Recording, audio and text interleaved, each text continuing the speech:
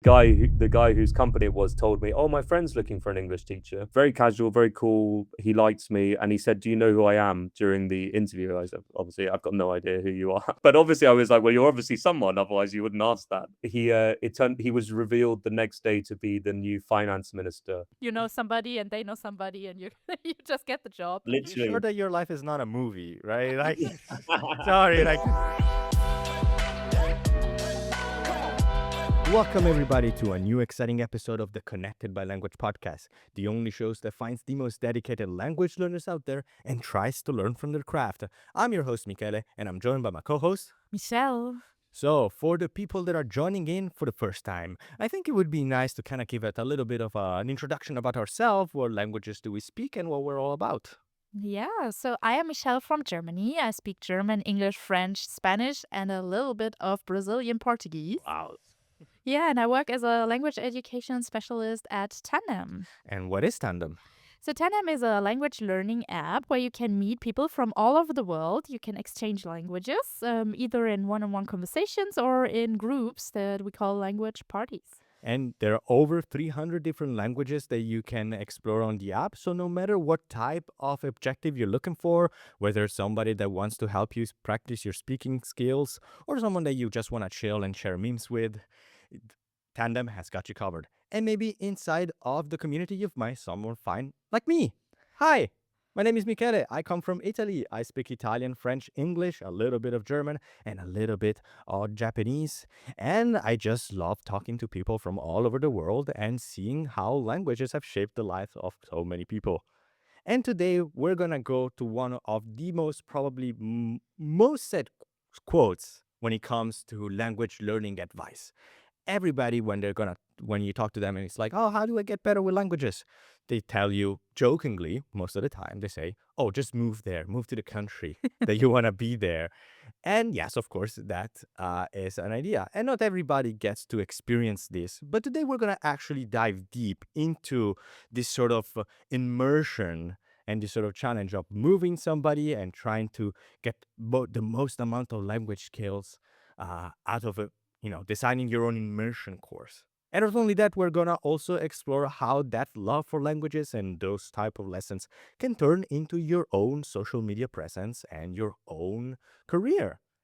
So, without further ado, let's welcome to the show Frank from the YouTube channel Frankly Speaking British English. Hello, nice to meet you. Great to be here. Hello. Nice to see you guys. Yes, I'm very excited to learn more about your journey because there's definitely a lot of different paths that this incredible journey has given. And I think it's a right about time that this gets a little bit of love from the world, for the audience, and for the people that are interested in upping their language skills. But before we go into the meat and bones, I want to ask you maybe if you could tell us a little bit more about your personal journey and, what you're all about. Sure. So I'm from London originally. I'm British, but I speak Spanish and Portuguese, Brazilian Portuguese as well.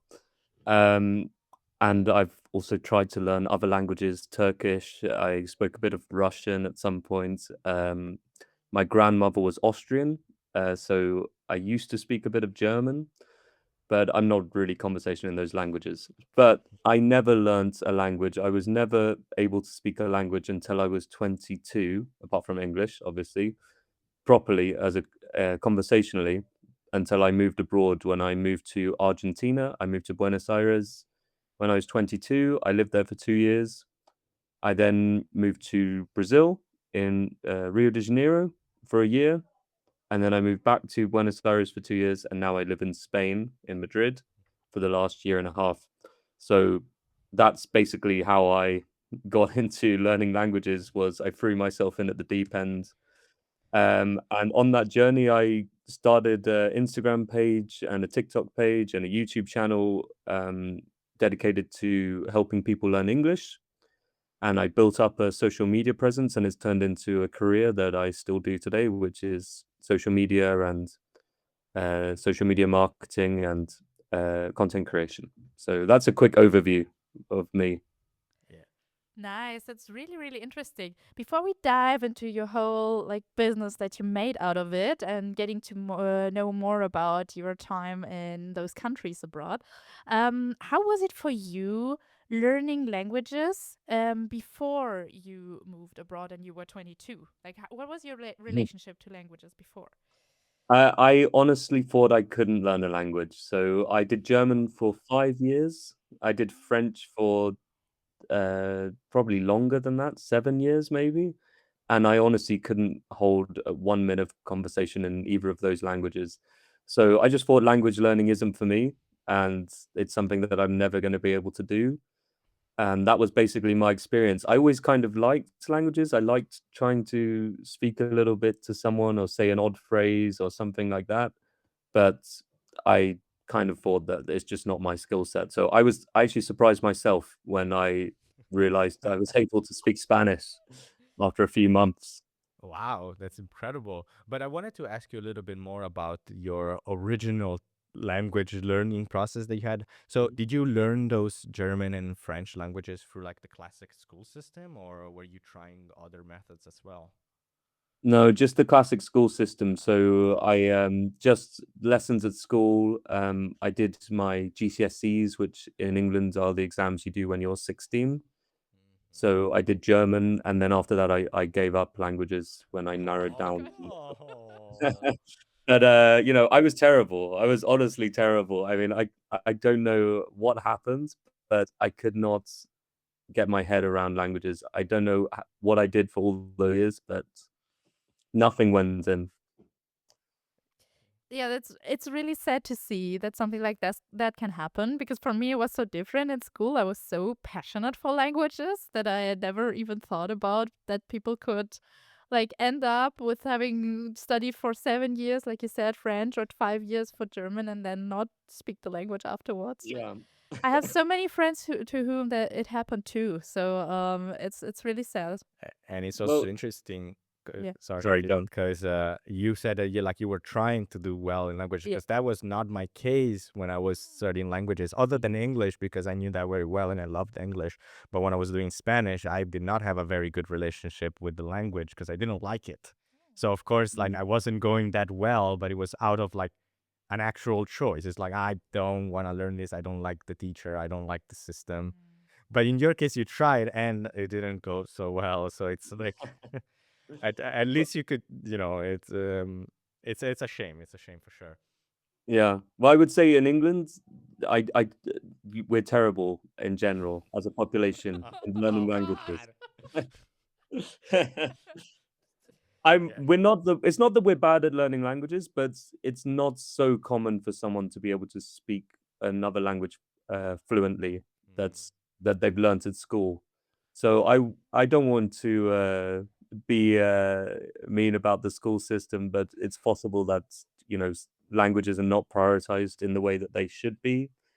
Um, and the also we did school trips, so we went to Germany, we went to Cologne, to Cologne, Mhm. and the problem was that we just didn't practice German on the trip. So, ah, everyone spoke such good English that, and you get a little bit lazy or whatever. Everyone's talking to you in English. You don't feel that same motivation to feel like you have to learn. And for me personally, I learn through necessity when I have no choice but to learn the language. And with English is a tough one because a lot of countries people can speak English. Mhm. So that necessity is not always there, Mhm. which is not an excuse. I don't want to use that as an excuse for not being able to speak languages well. But it doesn't help. But what then led you to leave the UK and actually like live somewhere else? How did like learning the language play a part in that? So learning languages actually did play a part in this. So I just finished university, I was 21, or I was about to graduate, and I really did want to learn a language. I kind of had this feeling I always wanted to move abroad. I've always wanted to travel as far away as possible, not because I'm running away from anything, but I always loved the idea of of adventure. So yeah, my parents are convinced that they did something wrong and that I just want to leave. But actually, I love London. I love being in England. but I've always just felt this like feeling of wanting to go to somewhere completely different and start something new and have a bit of an adventure. So I knew I wanted to go far away, to somewhere that I didn't really know anything about, and I'd already been to most of Europe. I thought about going to Spain, but I had that in the back of my mind about when I went to Germany and when I tried to learn German, and how difficult it was to try and speak the language with people who spoke better English than you spoke their language. So I thought in Spain, there's so many English people in Spain, it's going to be far too tempting for me to make English friends. I'm not going to push myself out of my comfort zone. So I thought, I think Spanish is a manageable language, but Spain is too close and too familiar. So I'm going to go Latin America, and I can't give a good reason why I chose Argentina. I knew nothing about it, and I didn't know anyone there, and I think that, and it looked very far away on the map. So Okay. Like, yeah, good enough. that was pretty much it. I was like, this. I mean, I'm sure it's fine. I like football, so I like a steak. I like football. I mean, head actually. Those are two The- really good Yeah, starting points. yeah, the two of yeah. the. Oh, the only Also, thing in my backpack is a football and a yeah, raw steak. It exactly. should be good enough. So that was it, and I also didn't know anyone. I had no friends or family who had ever been to Argentina. So in my mind, I was thinking, I'm I'm probably not going to meet a lot of English people, which is what I wanted, because I wanted to push myself out of my comfort zone to force me to speak another language. Um, and that's basically what happened. Got a one-way flight, and I did an English teaching course for the first month, and I booked an Airbnb for the first month, and from that was all my savings. And then after that, I was working local jobs. I did lots and lots and lots of different odd jobs to make ends meet, and I picked up Spanish relatively quickly. Actually, I was really surprised. Obviously, after struggling for so long, for 5 years or 7 years with French, I in a couple of months I was able to have small conversations in Spanish. I really pushed myself. I was living in a very local area where no one spoke English, so I, I had no option, and yeah, it worked really well. Yeah, but I don't want to sound too disrespectful, but after hearing this story, I could understand why maybe someone like your parents think that like something went wrong because like this is Yeah, a lot of very brave things going one after the other. It's like yeah. it's insane. Honestly, I commend your courage. I wouldn't be able to do anything like that at It all. I didn't don't. feel scary at the time. It felt like I was more thinking, why isn't everyone doing this? This is amazing. Oh, I feel you so much. I did something similar. I also went to Argentina, but in Oh, Cordoba really? actually. And I didn't Nice. know anybody, and nobody had ever been there that I knew. So I completely feel you. But And this is about your story, not No, mine. no, you but can I share want on to know your about I'm this. kind of curious to see So, how similar these two stories are. how So long did you go to Cordoba for? yeah, for 7 months. It was for an Oh, internship. wow. And Nice. it was actually not because of steak or football, because Okay. I don't Oh I man. don't like either. Oh man. But it was more because of my curiosity for languages. So for me, it was Mhm, always the passion for languages and like getting to know Latin America. I already knew the music quite well because I danced salsa and bachata. mhm.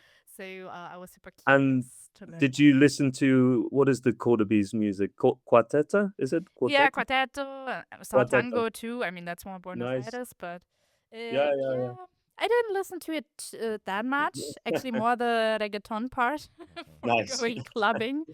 But yeah, that was still really cool, and also picking up language here and there, so I could speak fluently in the end. But at least it's good that the both of Amazing. you have a very So we both similar have an starting Argentinian point. accent. Hmm? Oh, sorry. Can you say Oh, that again? sorry. I said we both will have an Argentinian accent. Yeah, probably. Let's hear if you say something during the podcast in Spanish, I will understand you perfectly. Yeah, yeah, maybe later. I'm And I nervous. won't. I can use my Italian remnants to try and understand something, because to me, like Italians and Spanish are basically the same language, anyways. Especially Especially the Argentinian accent sounds very Italian. I mean, yeah, I think that makes sense because there's a lot of like Yeah. Italian Mm. connections with Argentina compared to a lot of other places in Latin America, anyways. But I wanted to kind of like make a little bit of a scene now. So you decided to take this very bold stance, going to a Spanish-speaking country with very little under your pocket, just like trying to learn the language. So when you first arrived in this Spanish-speaking country, what your like day-to-day language learning actually looked like? Sure. So I knew how to say hello. Uh, That's a good I start. Great start. I I had "Cómo estás?" like "How are you?" but it turns out no one says that. Damn it. So uh, I thought that they did. also in Argentina, I would say "Lo siento" to say sorry, and everyone would laugh at me because they also in Argentina they always say "Perdón," and "Lo siento" is seen as like this super formal way of saying it. So all of the language, any kind of snippets of Spanish I'd learned were completely useless. Um, I basically, do you know what? There were a few key things that helped me a lot. So the first thing was riding in the elevator in the lift. That in Argentina, people would always talk to you. So they'd always make some comments. So they'd always say like, "Oh, how's it going?" or "Oh, the weather," something about the weather, or make some complaints, and usually I had no idea what they were saying, but because I was writing in the and so I'd just laugh or smile or something and pretend I understood. So that helped with small talk, like, because over, like, every day, it happened pretty much every day. So, I would slowly get into talking about the weather, being able to say hello, how are you, saying goodbye, those small things. Um, it was terrifying, honestly. I was really, really nervous every time I went into a shop or walked down the streets because people would talk to you and you wouldn't understand what they were saying. And I just had to push myself through it. So I would be really scared to go to the supermarket because at the checkout, they would ask, now I know what they were saying. They were saying, "Do you have a loyalty card?" Same But happened to me. yeah, And I didn't understand. I always said, no gracias, no gracias. And that was yeah. not the answer they wanted to hear. Yeah, yeah. This is the thing, and I understood cards, like tarjeta, so I was thinking, are they asking me if I want to pay with card? Yeah. So I'd be like, "Yes," and then they'd say, "Okay, what's the card number?" And I would say, "I don't what number?" And then the worst thing is there's always queues in Argentinian supermarkets, and there's always people in the queue, like, tutting and saying, why is this taking so long?" Oh god. So I got just terrified to go into supermarkets because it took me months to figure out what this question was at the end. Um, and then they go in to start explaining it, you don't understand a word. But, it was a bit by bit thing. So you learn how to say, "Hello, how are you?" and then talk a bit about the weather, and then every time you speak to someone, you pick up a new couple of words, you can get a little bit longer through the conversation. If you throw yourself into enough situations all the time when you have no choice but to speak the language or listen to it, eventually you pick up, actually quite a lot. It just takes a lot of time and a lot of discomfort. Yeah. And at least when you were talking about the card, at least you didn't say your credit card numbers. Imagine that. No, but I What's wouldn't your even credit card know how number? to. Oh, you wouldn't be able. Okay. At least you're safe on that the card Yeah, department. At least you're not going to putting yourself on risk. no, True. thank God. So it's interesting that you were like going to a lot of elevators. Apparently. Yeah. Yeah, I lived on the 16th floor Oh of God. this really Okay. tall, Is Okay. that right, and it was a normal? really old building, so the elevator was really slow, so I was in there for a long time with these people making small talk. Oh, that explains it. Because when I lived there, I lived like on the first floor, and Yeah. my office was on the first floor too. So no Mm. elevators at all for me. And They also love like talking in elevators. In being England, lost.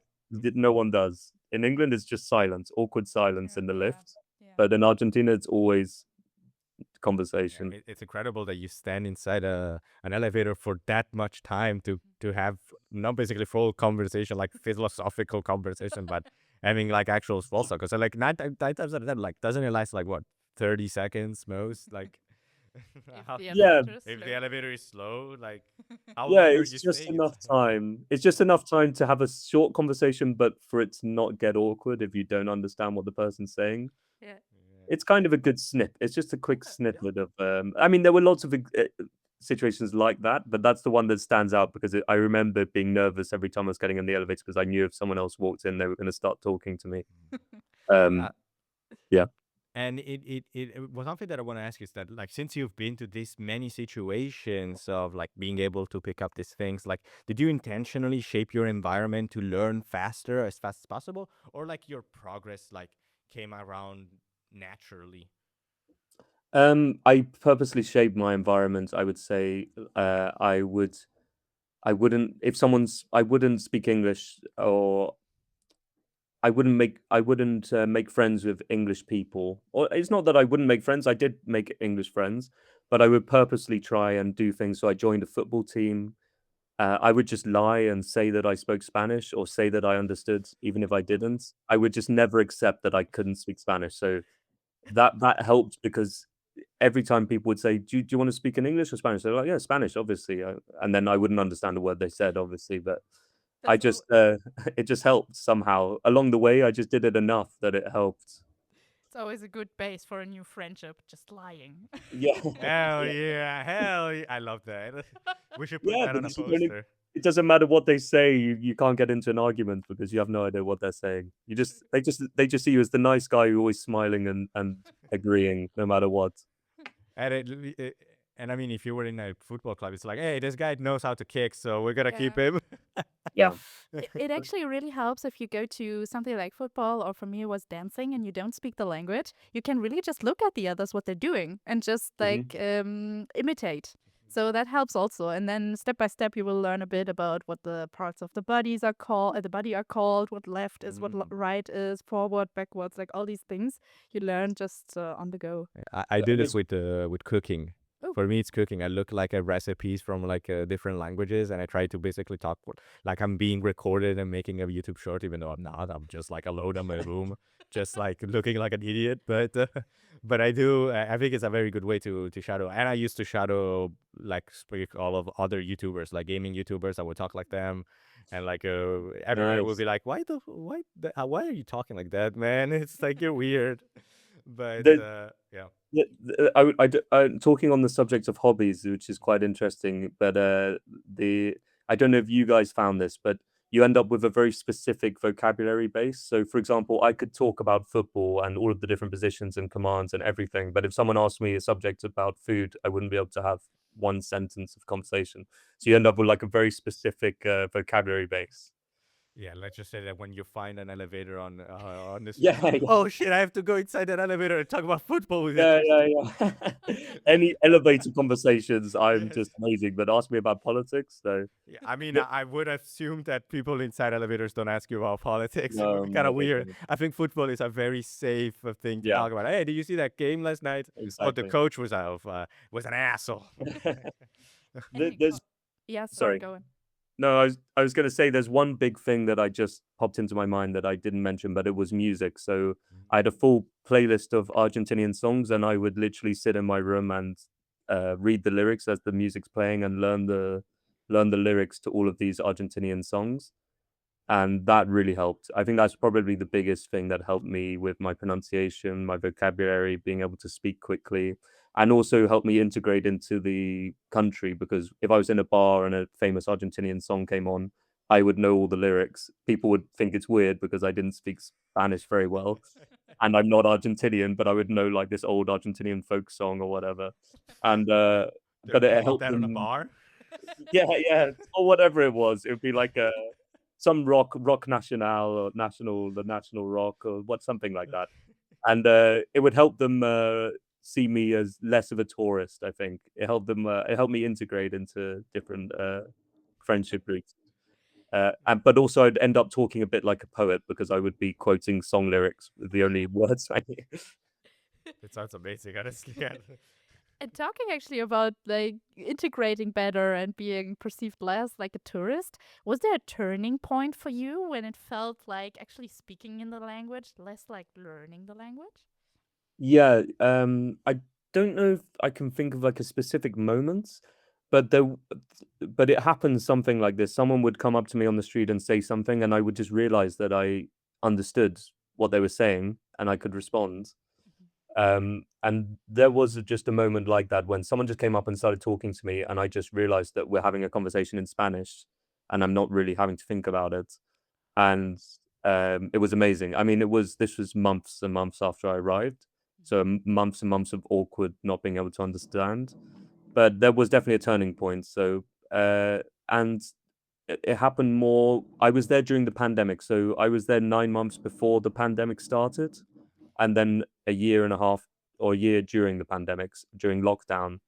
And during lockdown, a lot of the expats left and went back to, a lot of the European expats and American expats went back to their countries, and I stayed, and that helped in a way because I was kind of like this English guy, this random English guy for some reason who was like staying in lockdown in Buenos Aires, and uh, people started inviting me to things. I think they felt bad for me, so a lot of families were starting to like try and adopt me and say, "Oh, you should come over for dinner," because I was living on my own. I mean, I was fine, but I didn't need I didn't need to be adopted or anything. But I think that was the moment where I became much more. I really felt like it was starting to feel like home, and really wasn't ready to leave. So at some point, the British government did send a plane to take all the English people in Argentina back to England, and they offered me a seat on it, and I turned it down. but and which my family were obviously really, really, really angry about. Oh, But I turned it down, and I stayed for another 9 months until the borders opened again, and then I did leave. But I think that whole period, just being there during that, it made it because we were kind of like jointly going through something. So that's when I felt like I was mostly integrated into the country. that's beautiful. Like, I think you should make that into a script and pitch it as a movie. I'm not even joking. Like, you have I British governments coming, they're like, we're gonna take you away. You're gonna go back to Britain. I think I make it sound more dramatic than it actually was. I mean, easily, I would watch that movie. It's incredible. Like, this story is like it's kind of like that point where like a lot of language learners strive to go to that level of confidence where they can reject governments dated return. Sorry, that I'm sorry. I'm sorry. I'm focusing about that part, but Yes. uh, And being adopted to Argentinian and being families. adopted to Argentina family. That's a whole spin-off series about that. Yeah. You can make a nice sitcom about it. It could So be like a little indie film or something. I'm not sure. I'm not sure it's such a unique idea, but you oh, know, you I, there's money there. yeah. We can Okay. on If Tandem, like maybe Tandem can fund it, and then tandem movie. but instead of I learned all of my languages using Tandem. It would have been easier. Yeah, it's just like I it's just wish I had random there. Tandem back I then. mean, you basically as you did your own type of language exchange. Did anybody on the like in Argentina wanted to learn English from you, or like they were interested in learning more about the English language, or were they were like all about speaking Spanish and nothing but Spanish? No, there was a big demand for learning English, and especially British English. So in a lot of South America, they prefer American English, but in Argentina, they're very focused on British English. So being a British native speaker, I also got the course I did at the start was a CELTA course, so it was quite well respected in the English teaching world. But actually turned out people didn't really care about that. They just cared that I was British. Ah. Um, and I Ah, worked well. freelance, so I would basically just go into bars and I would just live my life, and I would tell everyone that I'm a freelance English teacher, and if they know anyone. And I just picked up a lot of students really quickly from doing that. People would text me saying, "Oh, my friend's looking for a teacher," or "I'm looking for a teacher," or "Someone told me you're an English teacher." And it the money was terrible. I wasn't earning anything really. I was traveling all over the city, so I was getting like buses an hour in between classes to go to different people's apartments and workplaces, etc. But I met so many people, and it obviously helped my Spanish because I was out all day, kind of hustling, the hustle and bustle of the city, going from one place to another.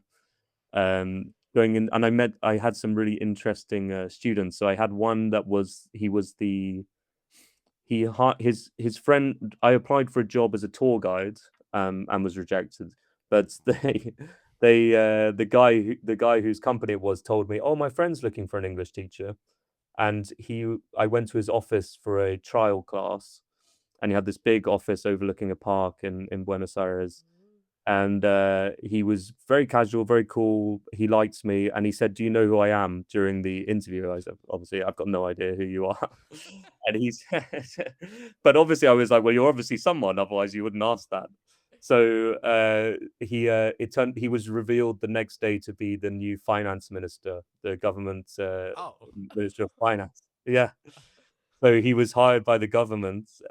He was hired by. They just had an election before I got there, so he was appointed as the minister of finance. I think he was the president of the one of the government finance agencies. So and then he moved into the government offices. So I would go and give him lessons all through the pandemic in with in the government building in Buenos Aires, and a lot of people knew who he was. He was constantly in the paper because they were going through a financial crisis, but he didn't seem to be that stressed. So, but he was taking English lessons from me. I helped him do his speeches for the United. No, what is it? The United Monetary Fund or the International Monetary Fund. They were trying to get a loan, and he needed me to help. So I don't know how I found myself in these kind of positions, but I yeah, think it was great. it's the Latin American way of life, I guess, where Yeah, you really just know somebody and they know somebody and you you just get the job. Are you sure literally. that your life is not a movie, right? Like, Yeah. sorry, like Oh, this is just like I've right, like a turn of events for you yeah, yeah, to be in this sort of situation. It's definitely like, now it's a political drama. But yeah, it's yeah, We just added another season yeah, to the yeah. that's a series. not that's a whole nother Honestly, season. I could do a whole podcast just talking about the lessons I had with that guy because he was so crazy. But I would love to one day maybe, but in general, like yeah, that's a whole different, that's an entire podcast on its own. Every Uh-huh. episode, one extra episode. Mhm. Yeah, here's a lot of business ideas for you to use. So, And talking about another season of your life, maybe we can get to the point where you then decided to learn Portuguese. So how was that for you in comparison to having learned Spanish as your first new language as an adult and then learning Brazilian Portuguese afterwards? So Spanish, it was a really good starting point for me to learn Portuguese. I think you said you speak a bit of Brazilian Yeah. Portuguese, right? And Michele, you speak Portuguese or no, no? actually, it's funny because every time that somebody says to me, "Oh, you're from Italy, you must learn Brazilian Portuguese." Well, no, No, no, they look different. They look very different. I'm sorry. they Spanish, sound very yes. different. Like Yeah. Spanish, they are very similar. I understand that. But Portuguese, no, no. At least to me, they sound very different. Of course, if Yeah. I got and started to doing lessons, I think I would try to, figure out pretty quickly. But on a like very simple look, no, they look very different to me. So unfortunately, I wouldn't be much of help in this situation. Well, the thing is, yeah, I get why people say that because they look very similar written down, but Yeah. they sound completely different. And I mean, with Spanish, I'm talking about not maybe not so much Italian, but Spanish and Portuguese. If you can speak Spanish well, you can probably understand like 50% of Portuguese when it's written down. But if you hear it spoken, you probably won't understand anything. Um, I picked up Portuguese quicker than I picked up Spanish because I already spoke Spanish well when I moved to Brazil. Um, but it was some things are difficult, and my Portuguese is still not as good as my Spanish now. But I at the bit at the start, the difficult part of getting to conversational was much quicker because I could use a lot of what I'd already learnt in Spanish to. I just kind of learnt. I focused on the Portuguese pronunciation. I did the same thing with music, so I learnt all the Brazilian songs. Um, and I remember the first. There was one song in particular which is called "Já Sei Namorar" by the Tribalistas, which I very recommend if you're learning Portuguese. The Tribalistas are a great band for that. I'm out. But yeah, very specific situation, but I learned this song. I learned all the lyrics before I got to Brazil for the first time. I'd never been there before, and I checked into a hostel for the first night before I could check into my actual place that I was going to stay. And the song was playing at reception, so I was kind of like singing along to it, but I also didn't speak any Portuguese, so they were really confused how I knew it's like a song from like the 60s or 70s in Brazil, so it's not famous outside of Brazil at all. So that was a nice moment. It's like the one jokes that they do in movies where like there's a person that only knows to say like a single phrase and a phrase explaining the fact that they don't speak anything else is like, Yeah. and then like after that they don't know, like they say those two words perfectly and then it's like okay, and it's like Yeah, okay, yeah, exactly. I can only okay, talk buddy. if it's if it specifically can be answered with the lyrics of this one song, then You're I'm good. good. Yeah. But it's interesting because I mean you're already kind of teased it by the speaking part. I would like to like expand a little bit more about what it's very surprising when you start learning a language that is very closely like attached to a language that you already became fluent in, not fluid, fluent in. Sorry, could you repeat the Like, question? what surprised you most about learning a language that it's already closely like closely related language to what you already became fluent in? Like, you already mentioned, for example, that the speaking part of Portuguese is very different compared to like when seeing this written. Yeah. Is there Yeah. other parts about those like learning these two similar but different languages that surprised you? So can you hear some drilling or something in the background? Unfortunately, I do. Now, it is I'm pretty sorry about that. low in volume, so I hope that it doesn't ruin much of Are us. you going to be able to take it out afterwards? It's my neighbor just started drilling through the wall. Yeah, I should be able because it's already kind of buffled, so it shouldn't be that bad. In Okay, the meantime, okay. Sorry about that. I'm gonna take the Um, opportunity. yeah, Yeah. Sorry, hopefully sorry. it stops. One short break. Sorry. How long have we? We just talked to the producer. Hmm. Okay, gotcha. So we're in very good pace. 30 minutes. Good pace. Okay, Yeah, yeah, then we can continue. Continue with your answer. Okay, so I think the thing that I found really difficult with Portuguese and Spanish because they're so similar is when you switch from one to the other, it's really difficult to change between them because you have to try and remember which word is in which language and how which verb is used where, and sometimes there's words that have a very similar or that they are the same word but they have a very different meaning. So that was quite difficult. When I went back to Argentina, I would keep speaking in Portuguese. When I went back to Brazil, I would start speaking in Spanish for a few days. So those that was the most difficult. I mean, I was surprised by how similar. It was the first time I picked up a lot of these common language rules that are common between a lot of Latin languages. So, for example, in Spanish, you have the ending idad or dad, which is like in English would be itty. So, like for like city would be ciudad, electricity would be electricidad, um, the security would be seguridad. Okay, so you could kind of pick up these patterns, and then those would also transform to Portuguese. So you would say it would be agi. So city, ciudad, cidade, security, seguridad, seguridade. So I would kind of guess a lot of the words if I didn't know them. I would kind of uh, just guess what the word would be in Portuguese based on what I know from other languages. And then the more languages I learned, the easier it was to do that in other languages, especially specifically Latin languages. So I could, if I speak, I'm not going to do this now because you're Italian, but if I speak Italian, I can kind of guess my way through a little bit of conversation based on knowing Mm. Spanish and Portuguese. I can guess the odd word and the odd what the word would be in Italian. But And one other thing that I like to ask for people that are like doing this sort of language learning experiences is the musicality of it all. Do you think that like Spanish, speaking in Spanish and speaking in Brazilian Portuguese have a similar like tone or like a musicality, or is it very clear when someone is speaking one of those two languages? yeah, I think they're very different, actually. Portuguese, especially Brazilian Portuguese, is very strong on the vowels, and there's a lot of sounds. They end a lot of the words with these long vowel sounds like e at the end. So my name in Portuguese was Frankie because they would never be able to.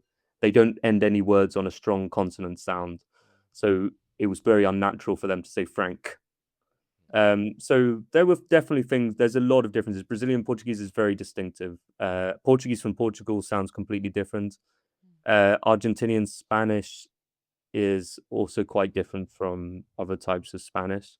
So I think the biggest difference is the pronunciation and the musicality of the language. I think you can definitely tell if someone's speaking Spanish or Portuguese. I find it quite difficult sometimes to tell Italian and Spanish apart, but Portuguese is very distinct, I think. And it's funny because there is a little bit of a language hack when it comes to Italian and Brazilian Portuguese. Because if you speak Italian with a Brazilian Portuguese cadence, you're in Liguria, like the region of Liguria. They speak Oh, like really? that. Yeah. So it's Ah, for Brazilian Portuguese speakers, it's very easy to blend in with Italians if they are from that region, because the actual cadence is extremely Brazilian, like Portuguese esque, of course, not Brazilian Portuguese, but oh, like nice.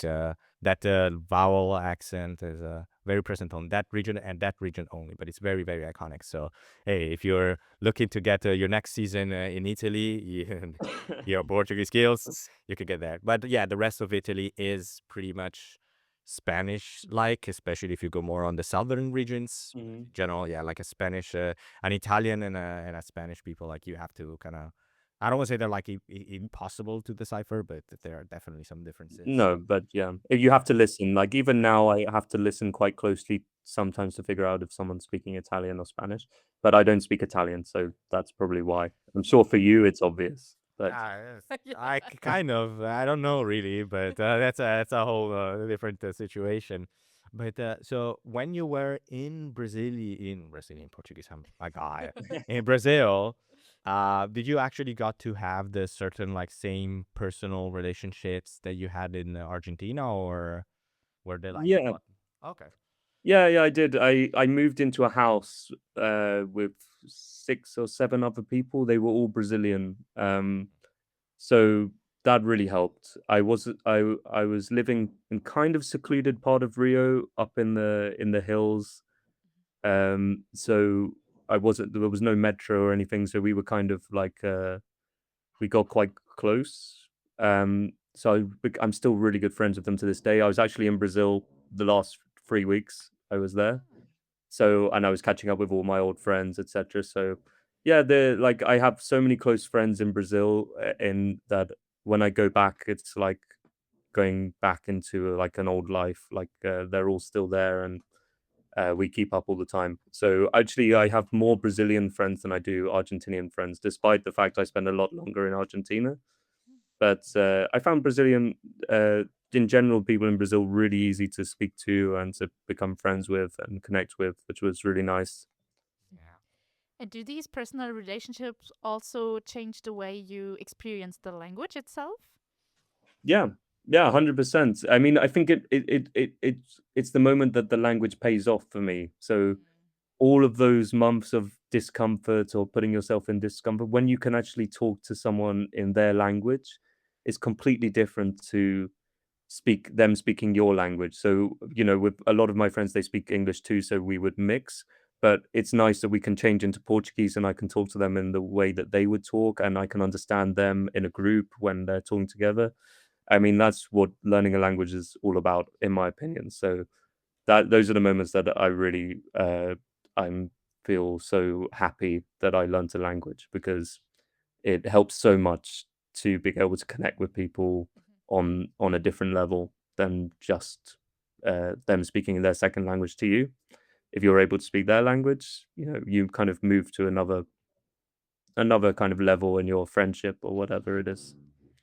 This is also what the podcast is all All about. right, Connected by that's the language. name. Yeah. That's the name. That's the name for sure. Yeah, you Yeah, yeah, yeah. feel more connected. Yeah. Yeah, it's about being connected, and those type of connections are the type of connections that never go away. Like no matter like how many like years pass, it's completely unforgettable because it's so like such a euphoric experience. Is that Yeah. maybe it's a little bit too exaggerated, but Yeah, but I think that's true, and I think also if you don't you know, if you're, I knew people in Argentina and English people who had been there for 5 or 6 years and still couldn't really hold a conversation in Spanish. Um, and they were limiting themselves so much to, you know, the 5 or 10% of the population that speak English, missing out on so many great people they could have met or connected with if they'd learned the language. So I think that's the other thing. If you learn a language of a country you want to visit, or you learn any other language in general, you're opening up your possibilities of the amount of people you could connect with. So yeah, that also helped. I mean, that's when I was in Brazil and I was able to speak Portuguese, just going into any bar or cafe and knowing that I'm going to be able to communicate with people and that I'm not limited to only people who can speak English also is a huge thing. Mhm. Yeah. But with all of these experiences and all of these new connections, of course, your own language and your own career did get a massive shape up. Like we already mentioned, your very crazy lessons. But I wanted to kind of more go into that part of your language evolution, the ability to turn it into a career or to offer services. So for starters, I wanted to ask you like if there's like a specific point where your language shifted for being something that you were practicing or you were learning to something that you could offer or use professionally. Yeah. So I was obviously a freelance English teacher. I kind of cut my teeth in Argentina and Buenos Aires as an English teacher. And then when I moved to Brazil, at that point, I already had a kind of private students online. So that's what gave me the confidence to be able to move to Brazil because by that during the pandemic, I started to teach online, and then I built up a kind of a client base, a student base. But it was very volatile. So students would leave. You know, they for whatever reason, new ones would come. You're constantly trying to find new students. It's quite stressful. Um, and I was using platforms that would take a cut and all of that. So I decided to start marketing my own lessons and try and get more control over, you know, how I'm able to make money from teaching English in a more sustainable way. And so I started an Instagram account. It started off as an Instagram account, and what I would do is I would just post song lyrics. I wouldn't show my face at the start. I would just post song lyrics, and then I would post explaining what the lyrics meant. So if there was a phrase in the lyrics, all in English. So and it did quite well. It got up to a couple of thousand followers in a couple of months, and people were engaging really well with the posts. And so I finally got the confidence to start filming myself, and at the start, the videos were all about music. So they were all about songs and English songs and what the lyrics mean. Um, and it was going okay. Steady was like 4 or 5 thousand followers at that point.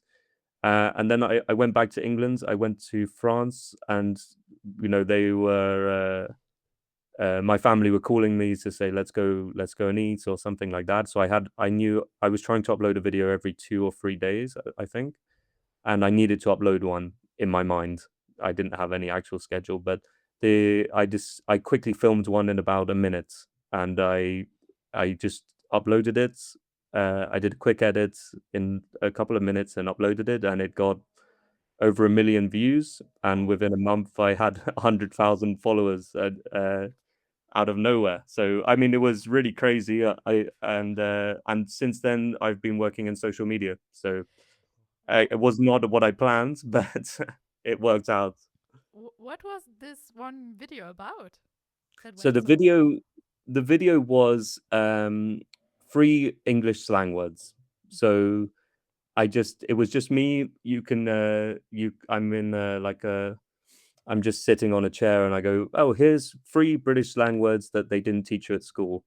So something really simple like that. Mhm. And I can't remember what they all were, but that was it. Yeah, it was just that. Wow. It's very interesting that it's about slang words because this is a little bit of an insider knowledge about Tandem, but we have also done a lot of little researches on our websites about different language tips and language content that you can read on our blog. And one of the most consistently successful one is about British slang.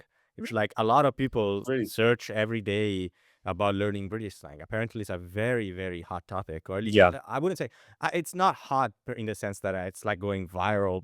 Unlike your case, it's just it's very consistent. A lot of people love yeah. learning about uh, British slang, so I can definitely see why that video specifically catapulted you into the sphere. And how does it feel like waking up and be like, oh, I just got like 1 million views and quadrupled my follower base?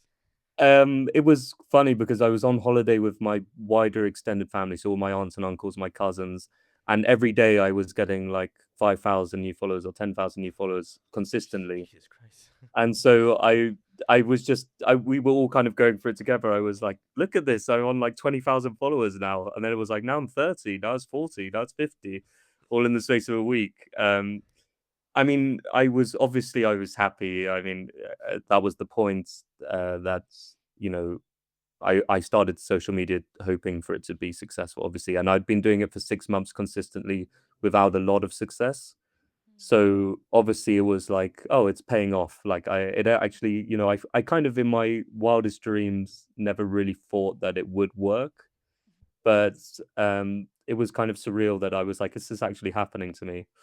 Um, but it kind of wears off very quickly. Yeah. Suddenly, you're back to, you still have to make videos every 2 or 3 days, otherwise people lose interest. You have to figure out how to monetize it, which I wasn't very good at. I didn't get anyone else involved. I didn't want to take any advice. I didn't wasn't never very good at the side of actually turning it into anything sustainably, like for financial help or gain. But it was a really fun experience. I got a lot of students, obviously. I got students from all over the world and I had a consistent student base. I could charge more for lessons, and also just liked making the videos. Obviously, it's much better when lots of people are watching and lots of likes and comments. It's much more rewarding. It was only about a month. It was about a month where every video was just going viral, getting hundreds of thousands of views, and then it dropped down significantly. So, and this is a common story in social media. Kind of the algorithm favors you for a month, and then or a couple of months, and then you're back on your own, which was fine. But yeah, that was it. And then from then, it basically grew really quickly in 2 months, and then never grew again. So I just got used to it quite quickly because it wasn't like, oh, I'm gonna get up to 1 million. I grew from 0 to 100,000 or 120,000 or whatever it was in a couple of months, and then it never grew again. So it stayed at that level. Obviously, I had more success when I started a TikTok account about a year later. That was also really successful in a different way. But the yeah, it kind of just became kind of standard normal life quite quickly. And to be honest, now I don't even think about it. Obviously, in these interviews, it's nice to like reminisce about it. But I sometimes I completely forget that I have this big account and that all these followers and um yeah, it just Yeah, I becomes mean, it does normal. show up in recommendations. At least it did for me, and it also on YouTube. Even though it's a little bit smaller than the TikTok and Instagram one, it did show up enough for me to be able to reach you and Yeah, ask you to come on this podcast because I do believe that that sort of virality does come, even if it works in mysterious ways. Because I feel yeah, at some point, even when you're not receiving as much praise from the algorithm as you think, like I think you kind of become a little bit of a stable pick where people, if they want to search you, you rank good enough for appearing in the searches. Like at least the algorithm doesn't like shadow ban you or anything. yeah, It's there. It's just not gonna push it as hard. But it's interesting because you were doing a lot of lessons. You were doing a lot of English content. But at some point, becoming a language creator kind of could, at least for most people, shift their way or their opinion regarding languages. So I wanted to ask you, like, has becoming a language creator, like, sorry, I'm gonna reply to it. Sorry, has becoming a language creator changed the way that you view things like expertise and authority in languages? yeah. In a way, yes. I guess I've seen behind the scenes of what it's like to make the videos and the thought process that goes into it. and it makes it easier when you're watching other people's videos to see what's an actual good video, what's actually not that good a video, whether they know what they're talking about or whether they're just saying words. So I guess in that sense, yes, but I learned a lot from watching language creators on Portuguese and Spanish. I, they help me a lot, and I've always thought about language creation like that. Is if I'm when I'm learning Spanish or Portuguese and I'm scrolling, what makes me stop? What kind of things help me? Um, and then that's obviously the kind of thing I feel like I should do because that's what's stopping for me. And I work in social media now, and that's how I still think about social media. Every time I put out a piece of content or anything like that, I just think if it was me scrolling on my off time, would I stop at this post? Um, and then are you actually adding value? And I think just having good intentions. So, you can tell when someone is just trying to go viral or just trying to get some engagement or something compared to someone who's actually doing it because they really like what they're doing. And I've always tried to be that person where I'm making videos because I like doing them. I hope I'm trying to add value to other people, and I've always put the kind of business side or the trying to go viral side second. But I mean, there's a lot to think about this. Everyone has a different way of doing things, and I I there's so many good creators out there. So Yeah, we had a couple of them here on the podcast as well, specifically for Brazilian Portuguese. It's funny to nice. mention that. Ah, We had, I'll have to look. I'll look them up. yeah, it was the channel Brazilian Portuguese. That's the full name of the channel. If Okay. he's on Instagram, and he does content about Brazilian Portuguese and words, and he's a full time. I think it's kind of like it's a situation similar to yours because he's also kind of like a backpacker, kind of going all around the Yeah. world and finding. So you guys could be very good buddies. Yeah. Yeah. Yeah. Yeah. It But would be perfect. and having like this very let's just say interesting and diverse set of skills and professional avenues can be quite interesting because it can also open doors that you were not really expected to open. So in what ways like your language skills has opened pretty unexpected professional doors?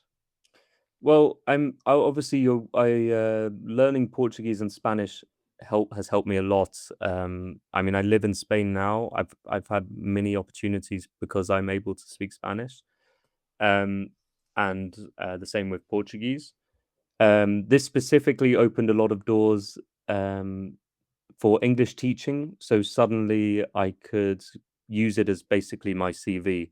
So there were a lot of projects that I wanted to get involved in Brazil where I could email people and say, look, here are the links to my accounts.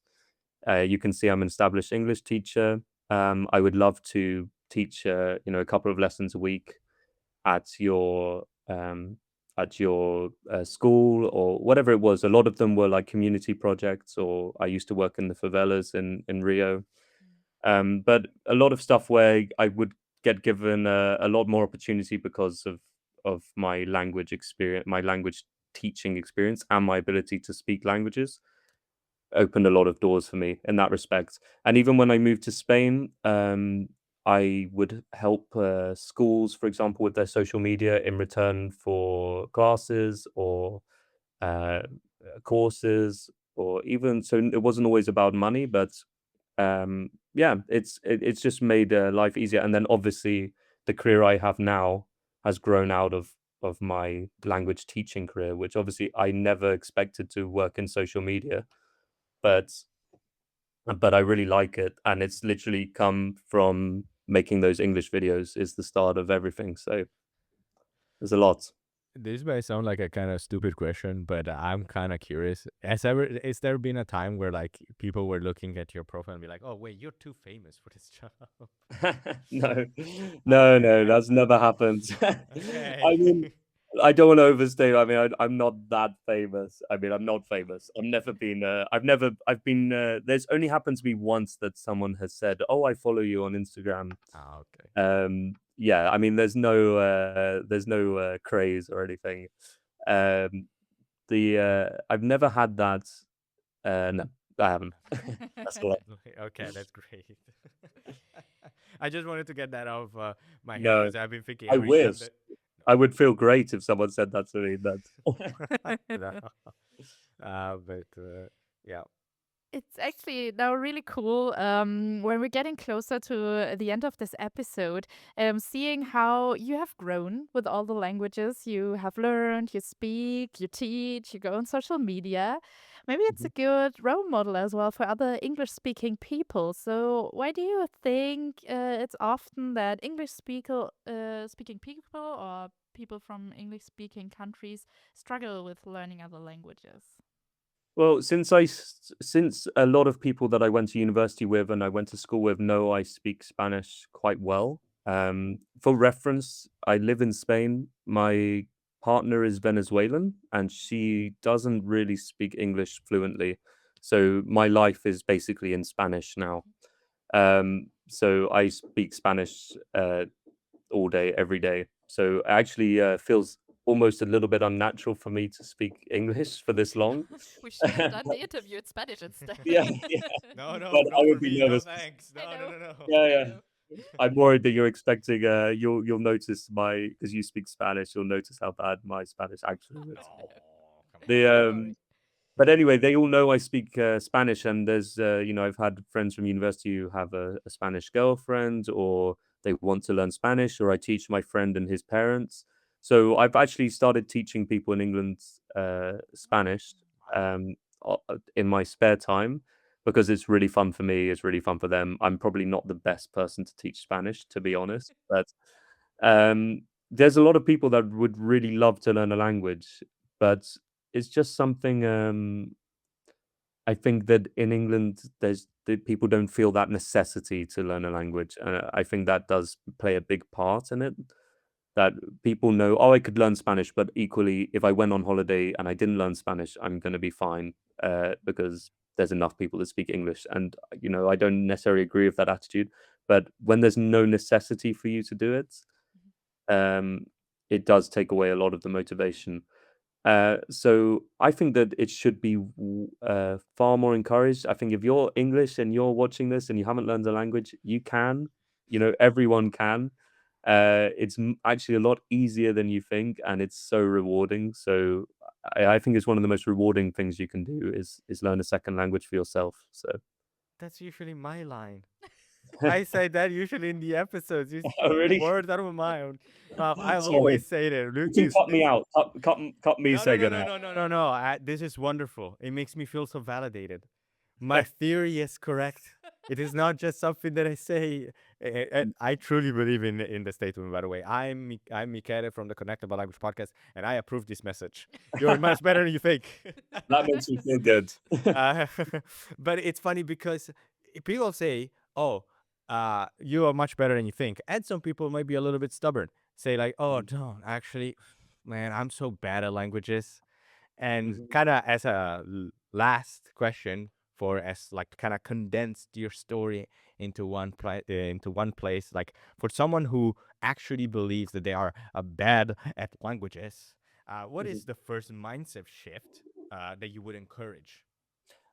For me, language has always been all about confidence, and I think if you think that you're bad at languages, I mean, I was bad at Spanish for a long time, but I would never let it stop me from going somewhere and speaking the language. And I think the thing that holds most people back at the start, especially, is trying to be perfect and trying to be able to say everything perfectly, and then thinking that if they don't say it perfectly, people are going to laugh at them or mock them or not respect them or not understand. And I've always argued that perfection is kind of the enemy of language learning, because who cares if you make the wrong mistake or you don't say the perfect version of the future tense, or people, as long as people understand what you're saying, that's the most important. Then you can start. Language is about communicating. So I've always come at it from that place. Don't try and be perfect. Accept that you're not perfect at the language. There's words you don't know. As long as the other person gets what you're trying to say and you get what they're trying to say, you're already speaking the language. And then obviously you will improve naturally as you go on. Nice, really good. And maybe to add on that, like just go to the country, go to an elevator, Yeah, do the small talk. Or force of course, yourself the to go to best. that elevator and talk about football. Yeah, yeah. Specifically that. And brought a raw steak The to best Argentina. way. You're The gonna. best way is to go to the country, but also Yeah. don't be proactive in putting yourself in situations where you have to speak the language. Don't just go to the country and stay in your box. Yeah. And I think this mentality could also be applied to a lot of other skills in life. A lot of people compare language learning to like going to the gym and exercise and getting a physique. Like you are kind of supposed to fail. You're kind of Mhm. supposed to hurt a little bit from failing. But, with the exercise and with the motivation, you get that result and you start to understand more. And maybe, yeah, you're not the perfect bodybuilder than you're thinking that you want to be, but you'd get that result going, and that's like a great motivator. And I think it could also be applied to starting Instagram pages about language learning. Yeah, You know, 100%. you don't start your first video and you become viral. Sometimes it takes people months, sometimes it takes people years, sometimes even decades before Yeah. they can get to that level. But keep trying, keep learning, and Exactly. I think if you look on my page, and I sometimes do this to people who tell me, "Oh, I could never do social media." I go back all the way back to my I mean, you can see mistakes in my most recent videos too, but if you go back all the way to the first videos I uploaded, they are awful. Like the audio is terrible, the lighting is terrible, I look awkward. I'm not speaking clearly. They were terrible compared to, it took me doing a video every 2 or 3 days to slowly build up being better at all of that stuff. But you just have to learn by doing. That's sometimes it's the only way. It's not the only way, but it's how I best learn. and maybe one day you're gonna look back at your old language skills and reminisce on the times where you were struggling, and Exactly. have a little bit of a smile in front of a nice little sunset at the end of your movie. Yeah, yeah. Last take. Yeah, Exactly. last steak, breaded rolls, but Yeah. and I think this would be a phenomenal way to end our Connected by Language podcast. Thank you so much, Frank, for coming in. Thank you guys. Thanks. I've really enjoyed the conversation. And if there are places where people can learn more about what you do and being able to connect with you, this is the perfect time to say it, as I will put all of the necessary links in the description. So I think probably TikTok is probably where I have the most fun recently. So that's let me quickly get it. What the at is. The singing. Right. Let me get this. I have a lot of TikTok accounts because of my social media. I have to switch. So it's at Frank English Prof. And it's frankly speaking English. So frankly speaking English everywhere. And on TikTok, it's at Frank English Prof, and you can see videos of me and my grandma and all of these kind of nice little videos that I did a while ago. Yeah. Yeah, I recommend those videos. I saw them. They were very, very cute. yeah. Thanks. But in general, yeah, you can check all of the different channels. I will put them in the description if you're interested in learning more about the British side of English and just getting some nice little entertaining content, because it's Yeah, very, very good content. But in general, thank you. thank you all guys, you guys that you just watched the video. Thank you guys so much for watching this episode of the Connected by Language podcast. Have you just decided to learn to go to a different country and learn a language from scratch? I mean, if you have, you better tell us in the comments below. Maybe you have a movie that you can share with us. But in general, if you enjoyed the video, you can just subscribe to be notified of newer videos. And you can also give it a like and, check some of our old episodes. And who knows what next person is going to come in the show. I've been your host, Michele. I've been joined by my co-host. Michelle. And I mean, I guess we can see you on the next episode of The Connected by Language. So until next time. Bye.